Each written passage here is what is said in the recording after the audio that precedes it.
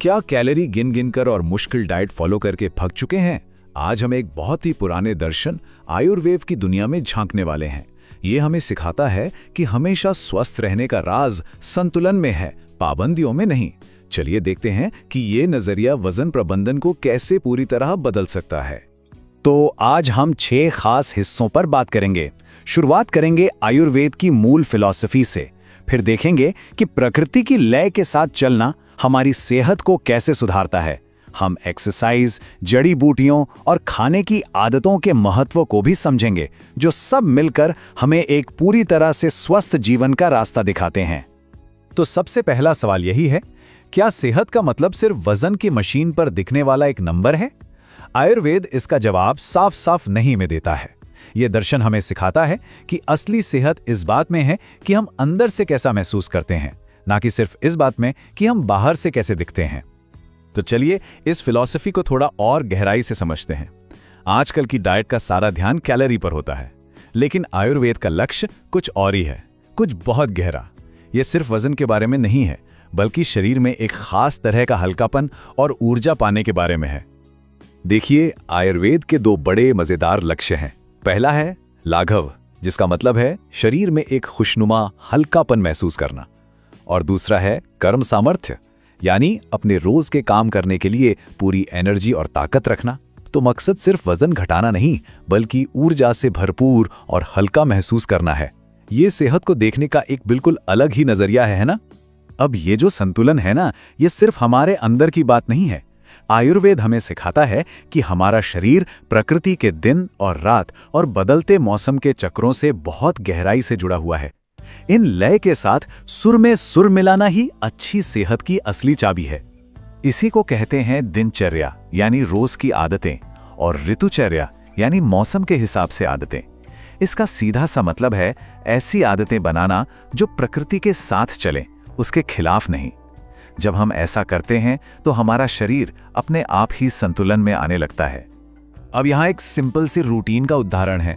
कभी सोचा है सुबह जल्दी उठने से इतनी ताजगी क्यों महसूस होती है? आयुर्वेद के मुताबिक सूरज उगने से पहले उठने से शरीर में भारीपन और आलस पैदा करने वाले कफ दोष को बढ़ने से रोका जा सकता है। वैसे ही रात को 10 बजे तक सो जाना हमारे हार्मोन्स को बैलेंस रखने में मदद करता है। ये सुनने में भले ही छोटी छोटी बातें लगें, पर इनका असर बहुत गहरा होता है। और ये तालमेल सिर्फ दिन तक ही नहीं रुकता, हमारा शरीर मौसम के साथ भी बदलता है। जैसे वसंत में जब प्रकृति जाग रही होती है, हमारा शरीर भी वजन कम करने के लिए तैयार होता है। वहीं सर्दियों में हमारी पाचन शक्ति सबसे तेज होती है, इसलिए शरीर को गर्म और पौष्टिक खाने की जरूरत होती है। ये बस अपने शरीर की जरूरतों को मौसम के हिसाब से समझने की बात है। ठीक है, तो जब हम प्रकृति की लय से जुड़ जाते हैं तो अगला कदम है शरीर को गति देना। लेकिन आयुर्वेद में एक्सरसाइज का मतलब सिर्फ कैलोरी जलाना नहीं है। यह शरीर की ऊर्जा को संतुलित करने और उसमें नई जान डालने का एक तरीका है। आयुर्वेद का सबसे कमाल का सिद्धांत यह है कि हर कोई अलग है। यहाँ वन साइज फिट्स ऑल वाला फंडा नहीं चलता। मिसाल के तौर पर कफ प्रकृति के लोग जिनका शरीर मजबूत होता है, उन्हें दौड़ने जैसी तेज एक्सरसाइज से फायदा होता है। वहीं वात प्रकृति के लोग जो हल्के और ऊर्जावान होते हैं, उन्हें योग जैसी धीमी और स्थिर एक्सरसाइज से संतुलन मिलता है। ये अपने शरीर की बनावट को समझने की बात है। योग में भी कुछ आसन हैं जो खास तौर पर फायदेमंद माने जाते हैं, जैसे सूर्य नमस्कार। ये पूरे शरीर के लिए एक बेहतरीन वर्कआउट है। और भुजंगासन यानी कोबरा पोज, ये थायराइड ग्लैंड को स्टिमुलेट करके मेटाबॉलिज्म को बेहतर बनाने में मदद कर सकता है। तो ये सिर्फ एक्सरसाइज नहीं, बल्कि शरीर को बैलेंस करने के बहुत ही सटीक तरीके हैं। और फिर आती है सांस की ताकत। जरा सोचिए, कपालभाति जैसे प्राणायाम सिर्फ दिमाग को शांत करने के लिए नहीं है। ये शरीर में ऑक्सीजन बढ़ाकर और अंदरूनी गर्मी पैदा करके हमारे मेटाबॉलिज्म को 10 से 15% तक बढ़ा सकते हैं। ये एक ऐसा पावरफुल टूल है जो हर पल हमारे साथ है। कभी कभी सिर्फ डाइट और एक्सरसाइज ही काफी नहीं होते। ऐसे में आयुर्वेद शरीर को सहारा देने के लिए कुछ बहुत ही पावरफुल तरीके बताता है, जैसे कि खास थेरेपी और जड़ी बूटियां। अब इस अनोखे ट्रीटमेंट को देखिए, जिसे कहते हैं उद्वर्तन। ये कोई तेल वाली मालिश नहीं है, बल्कि सूखे हर्बल पाउडर से की जाने वाली एक तरह की, कह सकते हैं, स्फूर्तिदायक मालिश है। इस पाउडर को बालों की ग्रोथ की उल्टी दिशा में रगड़ा जाता है, जिससे शरीर में एक अलग ही ऊर्जा पैदा होती है। अब ये काम कैसे करता है, ये भी बड़ा दिलचस्प है। ये रगड़ त्वचा के नीचे गर्मी पैदा करती है जो फैट को पिघलाने में मदद करती है। साथ ही ये हमारे लिम्फेटिक सिस्टम यानी शरीर से गंदगी बाहर निकालने वाले सिस्टम को एक्टिव कर देती है, जिससे टॉक्सिन्स को बाहर निकालने में मदद मिलती है। अंदरूनी सेहत के लिए त्रिफला और गुग्गुलू जैसी जड़ी बूटियां बहुत असरदार हैं।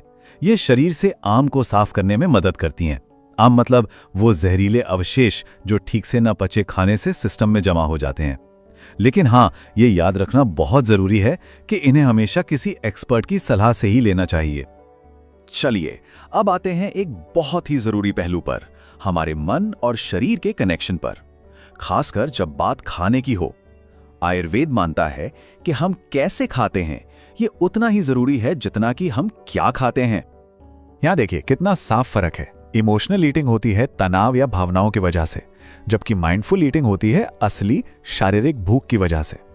जब हम ध्यान से खाते हैं तो हमारा दिमाग पेट भरने का सिग्नल बेहतर तरीके से समझ पाता है और स्ट्रेस हार्मोन कॉर्टिसोल का लेवल भी कम हो सकता है। यह असल में अपने शरीर की आवाज सुनने और समझने के बारे में है।